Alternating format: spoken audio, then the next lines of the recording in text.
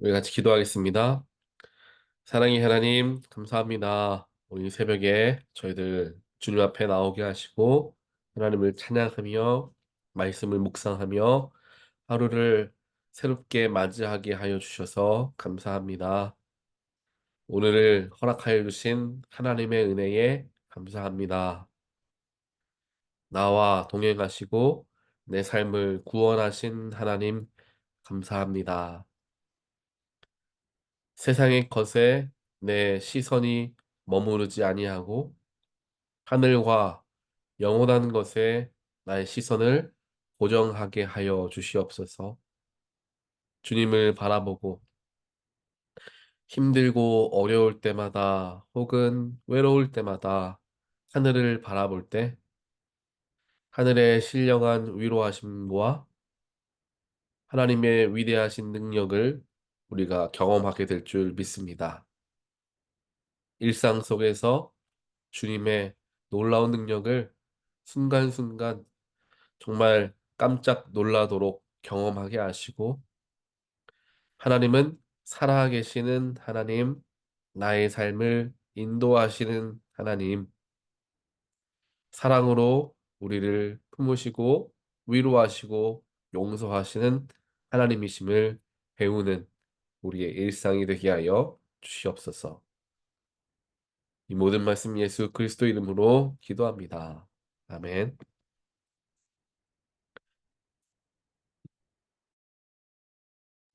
하나님 말씀 함께 보겠습니다.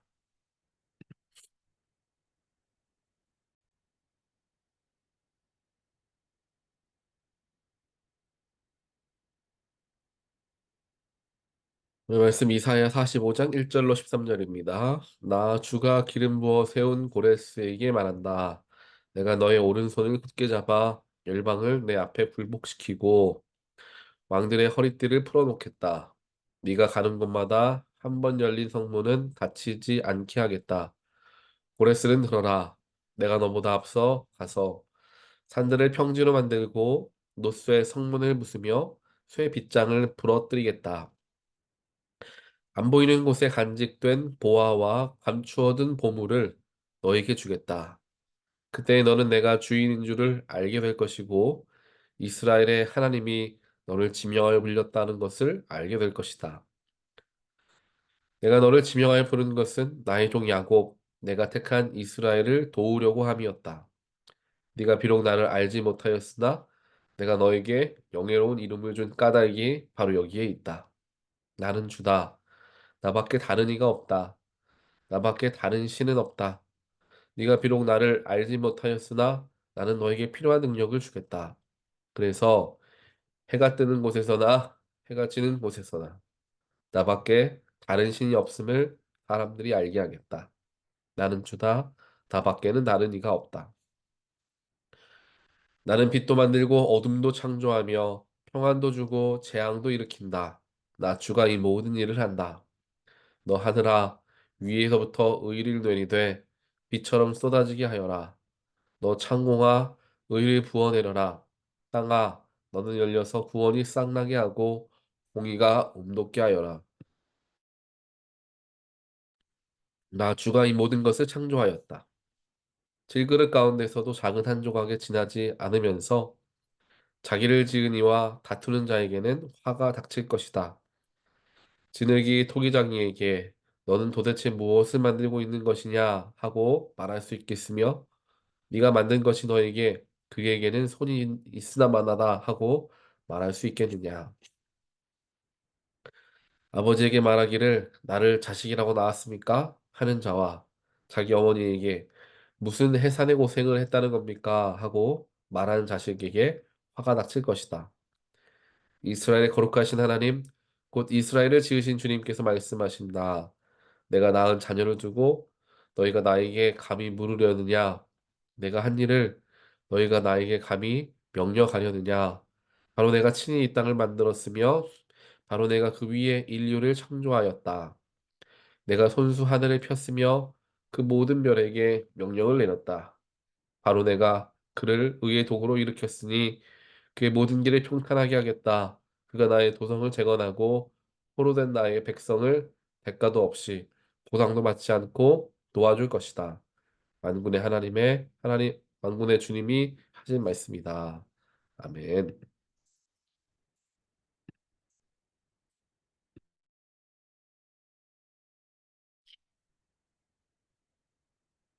죄송합니다. 제가 기침이 끊이지가 않아가지고 어, 중간중간 좀 기침을 제가 할 것 같습니다. 오늘 우리가 함께 보는 저 말씀 이사야서 계속해서 보고 있죠. 45장 말씀인데요. 이 이사야서 45장 말씀이 굉장히 재미있는 말씀이고요. 또 우리 여러 가지 생각을 하게 하는 말씀이기도 합니다. 우리 고레스에 대한 이야기를 하잖아요. 고레스는 페르시아의 왕이었습니다. 즉 이스라엘을 지배하는 이스라엘을 이제 다 이스라엘과 유다 백성, 유다 나라를 다 침공하는 그래서 그 통치권을 갖게 된 나라가 페르시아 이제 고레스 페르시아였고 그 왕이 고레스였다라는 것입니다. 그런데 하나님께서 1절부터 그런 말씀을 하시는 거예요. 고레스에게 내가 너에게 기름을 부어서 내가 너를 왕으로 세웠다.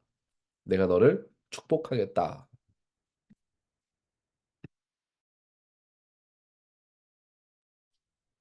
고레스가 이방 나라의 왕이었음에도 불구하고 하나님은 그를 축복하고 심지어 그를 지명하여서 불렀다라고 표현하고 있습니다. 우리가 흔히 생각했을 때 구약에 나오는 하나님은 이스라엘의 주권적인 하나님, 이스라엘을 다스리시는 어떻게 보면 국한적인 모습을 보이는 하나님으로서 생각하기 마련입니다. 하지만 신약에 들어서서 예수 그리스도를 통하여 그의 사랑과 그의 섭리가 온 천하에 미치는 놀라운 소식임을 증명되게 되었죠. 예수 십자가 사건으로 말미암아. 그래서 신약에 가서 하나님은 온 인류의 하나님임이 조금 더 강조되며 드러나는 것으로 우리는 알고 있습니다. 그런데 구약 성경의 곳곳을 살펴보면요. 하나님이 이방 나라들을 들어 쓰시는 경우가 종종 등장합니다. 오늘 말씀에서처럼 마찬가지죠. 고레스 왕을 세우시고 그를 축복하시는 장면을 보면서 구약에서의 하나님 역시 이스라엘만의 하나님이 아니라 온 인류의 하나님임을 우리는 알 수 있게 되는 것입니다. 그와 더불어 하나님께서는 어찌 보면 유다 백성들의 적국이었던 페르시아를 축복해 주시는 장면들을 보면서 하나님의 통치는 하나님의 역사는 하나님의 사람들에게만 일어나는 것만은 아니다라는 것을 우리는 깨닫게 됩니다. 그렇다면 반대로 생각하면 즉 그것을 우리의 삶으로 들고 와서 생각해 본다면 하나님의 역사하심과 도우심과 인도하심이 꼭 믿음 좋은 사람, 신앙생활 열심히 하는 사람들에게만 주어지는 특권은 아니다라고 생각할 수 있습니다. 즉, 하나님의 은혜는 너무도 크고 놀라워서 인간이 열심히 수고하고 노력해서 깊은 신앙의 경지에 이르게 된 사람들부터 하나님을 알지도 못하고 죄악된 가운데 살아가는 사람들에게까지 온 인류에게 허락되어진 은혜임을 우리는 기억해야 합니다. 다시 말하자면 하나님은 죄인들 가운데서도 얼마든지 역사하시는 분이라는 겁니다. 이것을 이해하는 것이 굉장히 중요합니다. 신앙생활 하면서 삶에 어려운 문제가 생기거나 또한 예상하지 못한 일이 생겼을 때, 아이, 저 사람은 하나님 열심히 안 믿어서 그런다. 하나님 보시기에 죄된 일을 해서 그런다. 라고 정말 어리석은 생각들을 할 때가 있습니다. 하지만 그것은 전혀 틀린 말이죠. 하나님은 누구에게도 역사하실 수 있고 누구와도 함께 하실 수 있는 전능하신 하나님이십니다. 하나님은 얼마든지 그럴 자유가 있으시죠. 왜냐하면 큰 전제로 봤을 때 우리 온 인류는 하나님의 자녀이다라는 것은 변함없는 사실입니다. 그 사람이 죄인이던 그 사람이 악독한 어떤 죄를 지었던 하나님의 자식이라는 것은 변함이 없는 큰 전제예요. 내가 낳은 수많은 자식들 중에 잘하는 자식도 있고 못하는 자식도 있지 않겠습니까? 하나님 보시기에도 마찬가지예요. 못하는 자식이 있지만 그 자식 못한다고 넌 이제 내가 다시는 내 자식이라고 부르지 않겠다. 물론 화를 내시면서 그렇게 혼내시는 경우는 있죠. 하지만 하나님이 진짜로 그렇게 하신 적은 한 번도 없습니다. 마찬가지죠. 우리의 삶에서도 도덕적으로 보았을 때, 인격적으로 보았을 때, 또 세상적으로 보았을 때, 어우, 저 사람은 정말 상종하기 어려운 사람이다. 라고 생각이 드는 사람들에게조차도 하나님의 은혜는 함께 한다라는 거를 내가 인지하며 살아갈 때 세상을 바라보고 사람을 바라보는 나의 그 지경이 넓어지게 됩니다. 아, 그래. 저 사람도 물론 내 마음에 들지 않고 저 사람은 정말 말도 안 되는 일들을 하고 있지만 그래도 하나님의 아들이구나, 딸이구나 라는 걸 내가 조금이라도 그러니까 뭐라고 할까요? 마음에 정말 깊이 와닿지는 않지만 그렇게 어렴풋이라도 알고 그 사람을 대하게 되면요. 내가 훨씬 더 깊이 있게 그 사람을 바라볼 수 있게 되는 겁니다. 그게 결국에는 정의이고요. 선을 이루는 길이 되어지는 것이며 또한 한 단계 더 높은 인격을 갖게 되는 것입니다. 상대방의 잘못을 지적하고 그 잘못을 바로잡으려는 것은 어떻게 보면 한 단계 낮은 인격이라 말할 수 있습니다. 더 높은 인격은 그럼에도 품어주고 그럼에도 들어주고 인내할 수 있는 게 더 높은 단계의 인격이겠죠. 하나님의 성격에 대해서, 즉 하나님은 어떤 분이신가에 대해서 알아가면서 우리는 인격을 수양할 수도 있다라는 것을 배울 수 있게 되는 것입니다. 그래서 하나님께서는 오늘 말씀에서 고레스를 세우시고 그를 축복하십니다. 그리고 그를 축복하신 분명한 이유가 있다. 사절에 나오죠. 내가 너를 지명하여 부른 것은 이스라엘을 도우게 함이었다. 이게 가장 큰 목적이다. 하나님 분명하게 말씀하십니다. 하나님이 우리에게 주신 모든 축복은 다 이유가 있습니다. 이유 없이 우리에게 축복 주지 않으십니다. 그리고 그 이유의 99.9%는 타인을 위한 이유입니다. 즉, 나에게 건강 주시고, 재능 주시고, 물질 주신 모든 축복의 이유는 네가 평생 이 땅에서 잘 먹고 잘 살고 행복하게 살아라가 아니라는 거예요. 재능 주시고 또 좋은 성격 주시고 환경 주시고 물질 주신 그 모든 것의 진정한 이유는 분명 다른 곳을 향하여 있다는 것입니다. 그리고 그 목적은 하나님의 뜻을 이루는 것이겠죠. 타인을 살피고 내 주변에 있는 것들을 에게 선함을 행하기 위한 어, 위하여서 하나님께서 우리에게 주신 축복임을 기억해야 한다는 겁니다.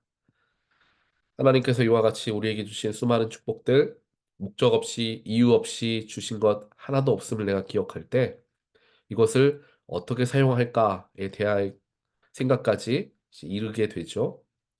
그래서 그걸 두고 기도해 보는 거예요. 하나님, 내가 네, 나머지 삶 동안에 내가 가지고 있는 것을 통하여 어떻게 하나님을 섬길 수 있겠습니까? 이제까지는 내가 내 스스로의 안위와 혹은 내 가정의 안위를 위해서 열심히 살아왔다면 하나님 앞으로는 내가 어떻게 살아가길 원합니까? 우리가 기도하며 말씀 묵상하며 삶을 살아가면 분명히 하나님께서 그 길을 보여주실 거라 믿습니다. 그래서 우리가 각자에게 주어진 삶 속에서 하나님께 쓰임 받는 것, 하나님께서 내가 너를 창조한 목적은 이와 같은데 그 목적을 너는 이루었느냐? 마지막 때에 나에게 물어보실 때 주님 내가 밥 그릇으로 태어나서 밥 열심히 담았습니다. 라고 말할 수 있는 사람이 있고요. 하나님 내가 물그릇으로 태어났지만 물은 담지 못하고 다른 것을 담았네요. 라고 이야기할 수도 있습니다. 사랑하는 성도 여러분, 저와 여러분, 모든 사람들은 심지어 하나님을 모르는 사람들에게까지도 하나님의 사랑은 여전히 주어지고 있음을 기억하며 우리의 삶에는 분명한 목적이 있음을 다시 한번 기억하고 그 목적을 위해서 살아가는 게 내 창조의 이유이다. 고레스를 지명하여 부르고 축복하신 이유가 분명했던 것처럼 저와 여러분을 부르시고 이곳 미국에 보내시며 온타리오, 업랜드, 포모나 지역 또한 클레먼트 지역에 살게 하신 이유는 분명히 있습니다. 게다가 온타리오 연합감리교회 저와 여러분을 보내신 이유 또한 분명합니다. 이 분명한 이유를 하루하루 찾아가며 그 속에서 내 존재의 이유를 알아가며 기쁨을 누리게 되는 저와 여러분 되시기를 주님의 이름으로 간절히 축원드립니다. 우리 같이 기도하겠습니다.